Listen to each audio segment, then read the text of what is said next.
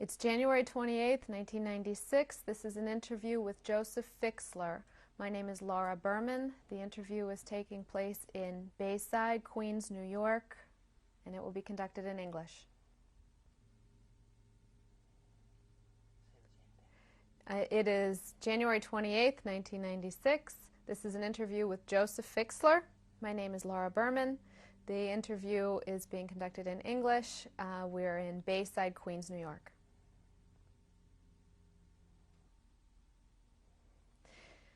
Good afternoon. Can you give us your full name, please, and spell it? My name is Josef Fixler, J-O-S-E-F, Joseph, and then Fixler is F-I-X-L-E-R. Was this also your name at birth? Right, yes. Did you ever have any other names? No. And when were you born? I'm born December 26, 1926. And how old does that make you today, Mr. Fixler? 69. And where were you born? And could you spell the name of it, please? The country was that time Czechoslovakia, and the city was Munkachevo.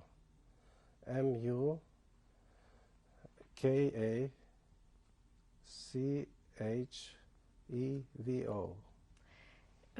What was your earliest memory of life in Munkachevo? It is, what I remember is when I went to school, like in kindergarten really. I had two kindergartens. One was Hebrew and one was in the Czechoslovakian kindergarten. This I start to remember. The teachers and the kids, like a dream. I can never forget that. And I was very happy there in the kindergarten. And after that, we start to go to school. So the same thing each year, first grade, second grade, third grade, till I finished 12 grades school. But I couldn't go in high school because I was Jewish. I'm sorry, I have to go back because this was by the Hungarian already. But the Czech, I had time to go 5 grades only. And then they came in the Hungarians, so I had to go to Hungarian school. And they will let you finish only public school. Okay. Didn't get you, even you finish high school, they still says, okay, you finished 8th grade, you still go public school. The 10th, 11th, 12th, and that's it. They wouldn't let you go higher.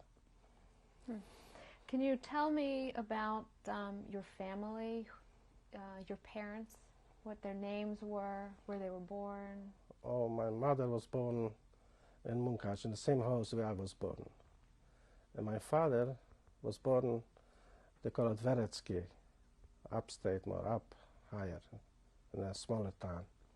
Then he came to the city, to Munkac, he married my mother. And then we came, from that marriage came out 6 kids. And what were your parents' names? My father was Yakov Tevel. And my mother was Frida Kohn. I mean, this was the maid name. And so, of 6 kids, which number were you? I was the second one. And who were the others? I had an older brother. His name was Zelik. And then I had a sister, Chaya. And then Sarah. And then was Aaron Hersh. And then was Moshe Heskel. Did you get along well? Oh, yeah, very nice. Very happy life. Every time with the meals, we had to be all together. We eat lunch and dinner, and my mother made breakfast. We all together always. Do you remember your grandparents? Only one grandmother. She was living with us in the same house. And who was she? What was her name? Her name was Feige, and she was my mother's mother. Do you know where she was born? It must be in the same city in Munkac, because my mother was born there. I think so. She was from Munkac. I was a little boy when she passed away, so I think I was 7 years old. And who was her husband? her husband was, his name was Asher Zelek Cohen. He was a rabbi, used to teach kids in the same house where I was born. I just heard the stories. I didn't know him because he passed away earlier. And he passed away, I don't know what year was it, but they say right after this first war, he became sick and he passed away. And how about on your father's side? Did you know any of them, or either of them? The grandparents? Yes. No. No, no. Do you know their names? The names, my father was born after his father died. I mean, before he was born after his father, let me think better. His father died when his mother was pregnant with him. So when he was born, they give him the same name after the father, so his name was Yankov Tevel. That's why I know the grandfather's name was Yankov Tevel too. And his mother name was Chaya. This is my grandmother, but I didn't see, they weren't living in my time. Did you have other relatives in Munkachewa? I had cousins, and my father had brothers, I mean uncles. One was living in Munkachewa. His name was, let me remind his name, because I didn't see him either. He passed away, but I just know he was born. His name was, I think maybe I told you, maybe I will remember later the name. That's fine. But his kids, I remember, the cousins. Yeah. The first one was Rivka, Judith, and Shindy, Nusi. And then Nusi is the only one who lives in New York with me now, together. We go out almost every weekend. We're going on vacations all together. Matter of fact, last night we went out together to see a movie. So we all together. What was your father's occupation? They called him like a cattle handling. He used to buy cattle, and like 2 days before the market, and then right away sell them. And then we had a grocery store too, but my mother used to most time be there. And we had cattle for milk. We used to milk them and sell the milks to milk for people. Neighbors used to come buy milk. First one we had one cow, and then another cow, and another one, because always they came in customers, and we need more milk. So my father bought another cow. And increased the stable always. So were you a wealthy family? Very well off. Matter of fact, I used to walk on the street, and other people used to see a nice little boy. Used to ask me, Yingale, little boy, what's your name? I told them the Fixlers. Oh, the rich ones. So when I came home, I tell my mother, I says, they always tell us we are rich. She says, it's better, let them say we are rich than poor. So it's a bad feeling, he says. Let them think we are rich. But we had very well off, yeah. Were you also a highly educated family? Very nice, yeah. Didn't go be doctors or lawyers, but everybody know how to write, to read. What was your home like? What was the address? The address, they call it, in my time they call it Yiddish Gas. This wasn't Jewish. Then when the Czech gave me my name, Yehuda Halevi, when I went to Czechoslovakian school. And the number was Yehuda Halevi 20.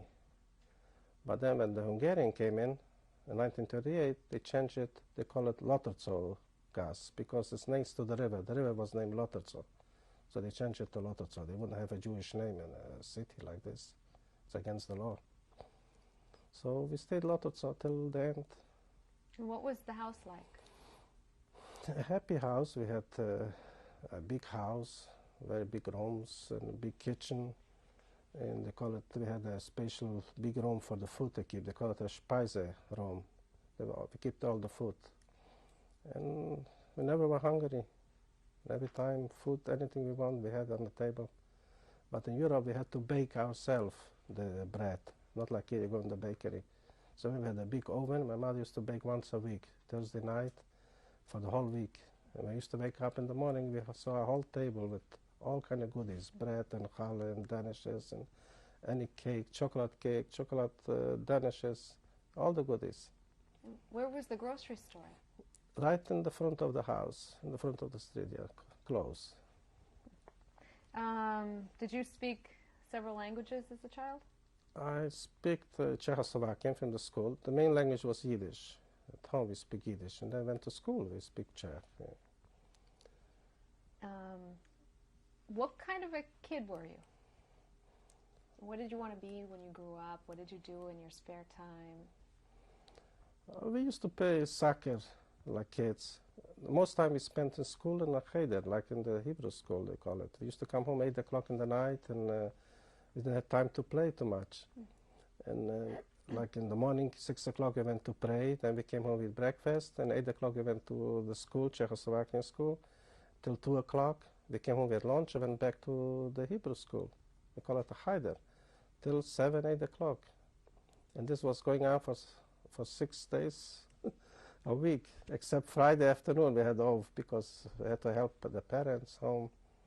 And Saturday I went to shul, you know, it's busy, very busy. So you came from a religious family? Yeah, religious family. Was sure. the whole community very religious? Oh yeah, the city was very religious. You couldn't live there, I think you're not religious, you had to be, you know. Go without a hat on the street, it would be a sin, it would be a shame. People will see you, you know, even you didn't want to do it, but you had to do it. So did you only have Jewish friends? In the city, only Jewish friends, yeah. But at the Czech school? Most Jewish, yeah. Okay. It was almost, the whole city was like when it came Saturday, you didn't see nothing, it was just everything closed, the stores, and you could walk on the street, you weren't afraid.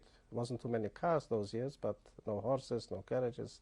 The farmers didn't come in, the non-Jewish, they didn't come in the city. They had nothing to do there because everything was closed. So it was like a Jewish city, you can say. Yeah. So did you dress like Oh that? yeah, sure, we had to dress very nice every Saturday morning. Friday night we go to shul, and then we came home, we had a dinner. And Saturday morning too was a whole, was very happy. We didn't feel that something like you don't want to do. It's like you enjoy it to do that. Did you also did your father and your mother did they also dress as religious Jews and groom themselves as religious Jews? My father had a little nice beard, like a black beard, and he always used to take it care of it. He didn't want it should hang like, you know, it should look good in it. And it happened once that we had poor people used to come collecting money or food, and they were so nice. And then one Saturday we walked to shul with my father. I was a little boy. My father tells to the same man, you know, good Shabbos, happy. And he turned around, didn't want to answer him. I says, Daddy, why is it? Why he doesn't answer you? He says, because I fixed my beard. I don't supposed to cut the hair from the beard. I was supposed to leave it hanging. But next day he came back, and again he collect food and money. So, you know, this was life like this. But he didn't mind, you know. And you had? I had small pies, but used to hide it into the hair. And sometimes I used to make it shorter. My mother used to say, hey, Yasala, your pie is getting shorter. What happened? You're losing your hair. So I lost my hair on that top. What were holidays like in your home? What was Shabbat like in your home? Oh, it was like you go to a party. You get so happy every time. Something, whole life changed from Thursday. What happened Friday and Saturday was a different life. Like, can you describe it? Everything was so happy. Everything what you did was so excited. You know, even the friends, they were dressed nice. We used to walk together, little boys, to go to parks and go play ball. And used to come visiting friends and relatives, neighbors together. It was something like, the whole city was like a holiday. Every Friday and Saturday. It was unbelievable. Did your mother make special foods? Oh, sure, special food. So many food. I don't wonder we didn't get fat, really. Everything was in there. Fish and chicken and soup and dessert. And like I said, all the cakes what she baked Thursday night. And all day and night, you just eat. And you're a little kid, you run around. You don't get fat, you know. So, what about other holidays like Pesach? Oh, this is one of the nicest. This was the happiest. We didn't know. We wished it should never end because we were so happy. The cleaning went down in the house, and everything was smelling so fresh, and also the matzahs and the wine, and all those cooking. It's unbelievable. And especially we had everybody get a new suit, new shoes, new shirt. Everything was new. Pesach, you get everything new. And my mother used to sew herself for the kids. Clothes, dresses, and suits, till we were small. Later, we went to the tailor. We get older, like 10, 12 years. But I remember, like a little boy, it was unbelievable. What a woman could do that time at home, do everything. Did you have a bar mitzvah? I had a bar mitzvah. This was already by the Hungarian, and it was just like very small. We went to shul, and they give me like, you get an honor, go up to the Torah, and then we had a kiddush. Little whiskey, like we call it here, and cake, and some herring, and nothing special, no bands, no movies, no nothing, no dancing, just like this. The people are happy. After the prayers, they had a breakfast. Like, what was the synagogue like? It was like another home, I think, the second home. We always went there, day and night, morning, and evening. And you went to pray, and then the second thing, you had the friends always. Always you see the same people, and you feel so happy. You walked in there, you know, you feel like you come to a home. Nobody's so nice, nobody screams, nobody fights, you know. Was it a large building? It was pretty large. Like I remember, they had like the women sitting up and the men down, but I figure it was between 200 and 300 people. I've never counted. Matter of fact, I went back last year there and I tried to see it and I couldn't go in there because it was locked, the doors, the main door. So, but when I looked in, I says, I better don't go to see because I see it was all, the windows was doors and the doors was closed up and I wanted to go see, but better I didn't see because I just had a heart breaking to see that what went on there. Did you know of anti-Semitism at this point? But the Hungarian, yes, not but the Czechs. The Hungarian we find out already because when the Hungarian came in right away in 1938, I was a little boy.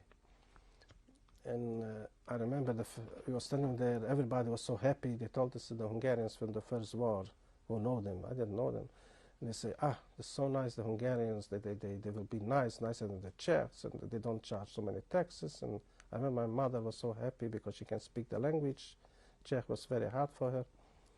So the first night, I think I went home 10 o'clock. After everybody was kissing and bang, we went home and I came home. My mother says, those Hungarians, not the same Hungarians. They already broke windows and after the parade, they were loose and they went around already breaking Jewish windows. Where they saw mezuzah, where they broke. Right away, the first night, I was shocked. What kind of animals? What kind of people are they? You said they're so nice. It's not the same Hungarians like I know. It's a different people. So then I find out something wrong here. Did this happen to your house? Not to my house, but the neighbors, friends. We were one house inside from the street. So who was in the front? They did it. And everybody was shocked. They says, I can't believe. Well, why are they doing that? For what reason? What happened? Did you know about other things that were going on in Europe at this time? No, didn't know nothing else. Did things change for your father's business? After, I think, a year or two, they took away all the permissions. They had to close up the store, like like a license. I had to have a license to buy cows, too, to go to another place to buy cows. We had the store. We had to close up the store because they took away the license. Jewish people can have no stores and no make business. So it was, some had and some not. They give for some people, they did, but most they took away. And what did you do? My father did. He had a good friend, non-Jewish. He was in the fire department. And he was living not far from us and used to come always to us in the house. And he told them, take a license for yourself. Now we'll work on your license, on your name. So it was really nice. He used to give him some money, maybe a percentage on that. So he had to work on his name. What did the children do during this time? The most went to school yet, the Hungarian school, and they were small. And we had cows. This was the only thing. We had cows and we sold milk. Till I think a year before they took us away from home, till 1943, I think, we had 6 cows. They took away 2 cows. They say Jewish can have only 4 cows. Then they came again, take away 2 cows. As Jewish can have only 2 cows. And then they took away only 1 cow. And then took away the 1 too. So we used to ask them, why are you taking away? So it's just because of health. We have cows, they make dirt, and from the cows losing, and it's not good for health. Excuses, and they took away everything. And the last cow, matter of fact, was for me like a pet, because I was so used to it. And when it took away, I still talk to the kids.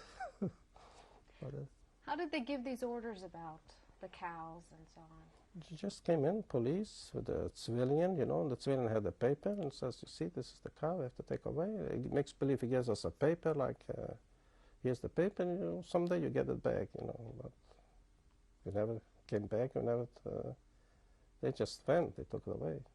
Couldn't get it back, You remember them coming to your home? When they took away, yeah, sure. Were there other actions like this against the community? This was, for us, I remember, was the cows. And like I said, they had to close up stores. Who had stores? They had to close up. There was a lot of stores in that street, and they closed up a lot of stores. Were you ever part of organizations and things like that were affected? No, I was not really. No. And how long did this go on? This life went on until beginning 1944. And then they came in, the Germans, after that. Do you remember the date and what happened when they came in? I remember it was a holiday like, I think it was like after Passover, I can't remember the date. And they were walking on the street, the Germans. We heard they went into Budapest, to the main city in Hungary. And the people used to say that the guy who came in there to handle the main officer was a very bad man, very dangerous man. We didn't know that time, kids, we didn't know. Then we find out later this was Eichmann. He came to Budapest and started out to take away Jewish to Auschwitz. Where did you hear these things about In the house, right when the Germans came right away, before they came to our city. It says that it's dangerous because in Budapest came in very mean men, and we didn't know maybe names. Maybe they said the name, I didn't understand. But 2 weeks later, the Germans came to our city too. I remember nice boys, blonde boys with dress black.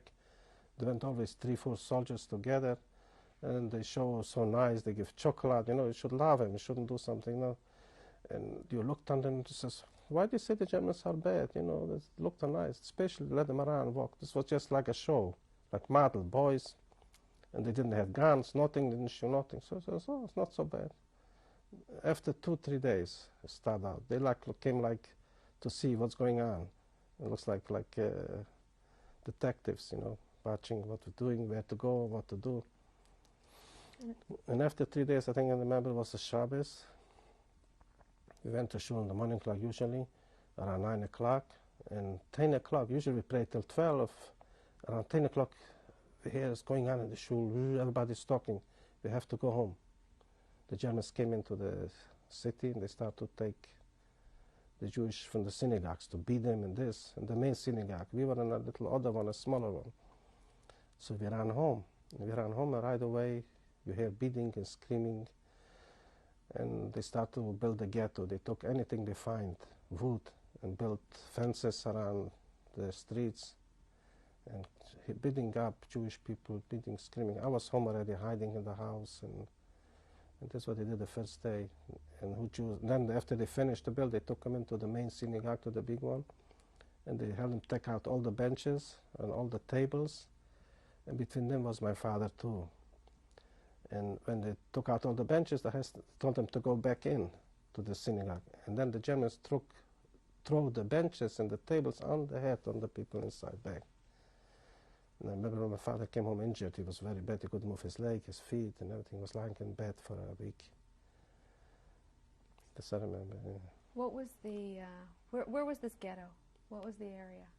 The area was next to the Yiddish gas, they call it. Yiddish gas, Donko gas, they call it. There are a lot of streets. And who built these fences? The Jewish started to build Saturday. It was on Saturday, in Shabbos, they took him to build. And they were very upset, they have to work on Shabbos, they have to Yom of rest. And I can never forget, they tell them, the Germans used to beat them with sticks and say, don't talk, start to sing songs. Sing songs. I used to hear it in my house. And so they used to sing a special song what they remembered in Hebrew. Singing. When they're tired, they can't sing more. They used to scream again, higher, higher, sing higher, louder. Were you able to stay in your home? That day, yeah. And after? So after we finished the ghetto, they didn't come in more inside. They were all around, watching outside the fence. Inside was going on we had still food, what's leftovers. And then they had, who didn't have food, they had built special kitchens. And somehow Jewish organizations used to cook soup and try to give some food, bread, for those people who didn't have yet. And I remember we had enough till the end. We were there I think it took about 4 weeks till we were in the ghetto. What were the rules about coming and going? Oh, you couldn't go nowhere. No, it was everything closed up. That's it. Couldn't walk out. You could walk within the ghetto? In the ghetto was all right. They didn't take us to work in the ghetto. Always they asked some people, 5, 6 people, but not really working. But we weren't too long, only about a couple of weeks, 4 weeks, I don't remember, something like this. And then they came in one morning after 4 weeks and they start to say, everybody out from the houses. Again, the German came in already, everybody on the streets. And they took us from there, we had to walk, they call it a brick factory. And this was to walk, I don't remember, at that time I think it was a long walk. And we had to take, they say, take anything you need for yourself. So we took food, the most things. I remember I was carrying a big sack on my back. We go to the factory. And on the way they pulled it down for me. When we went out from the ghetto, they pulled down the sack. But later I find that they brought it over with the wagons. They brought it over to the factory. Once we came in there, it was very bad. It was very small, so many thousands of people, nowhere to sleep. It was all kind of corners, you looked for something. But it was very, that time I find out it's bad because they start to beat people and taking out and no food, no water, anything. You couldn't do nothing. Like you felt like it's like in a jail, like you can do. But we still have food. We're eating the food that they had. Then came an announcement, I think 4 days later or 3 days later, that they will take us to a place, they call it Balaton. This is a lake, not far from Budapest. And there they have a lot of fields, and you can work in a farm, and wouldn't be bad. So we hear that, my father says to my mother, so let's go first, we get, the first bed. You wait too long, then you wouldn't get, this will be first, we get nice places. So we went on the train. When you were in the ghetto, did you have to wear a star? Yeah, we had to wear a star. Before the ghetto too yet. When did this begin? Like 4 weeks before the ghetto. So were the Germans? The Germans already there, yeah. The Germans, when they came into Budapest, right away, 2 weeks later, they came to Munkács. And where did you get this? The yellow pages? Yes. I think we had to make it ourselves. Do you remember what the rules were and how big they were and when you had to wear them? I just remember my mother made them. I don't remember where to wear them, yeah. And inside and outside? Yeah, sure. You never went outside the ghetto, but even in the ghetto you had to wear. When the ghetto came, you had to wear it in the ghetto too. I don't know why. Yeah. Inside your house? Usually you put it on forever, you shouldn't go out, make a mistake, you go out somewhere and they catch you and they forget it. What did you see particular acts of violence by the Germans? Anything with your friends? In the ghetto? Or before? In the ghetto it was terrible. I mean, when they built it, they were beating up people. It's unbelievable. All of them had bear. They used to pull the bear from them and used to do anything without, sometimes even not Jewish, but just people. Why are you doing that? Why? No feeling. They was crying, screaming, pain. And they didn't stop. They just did it. Did you see executions? One execution I can never forget. They called him, he was the fool from the city. The name was Meyer Zitz. Everybody know that name from who was in Munkács. He was like sick and he was screaming. And somebody called him by the name, Meyer Zitz. He used to scream higher, louder. And I was far away, maybe, I don't know, half a block. And I hear him screaming high. And then I hear a shot and he stopped to scream. What did you understand happened? I figured that's it. After a shot, if he stops to scream, must be he was killed. And you never saw him again? Never saw him again. Only in the pictures. So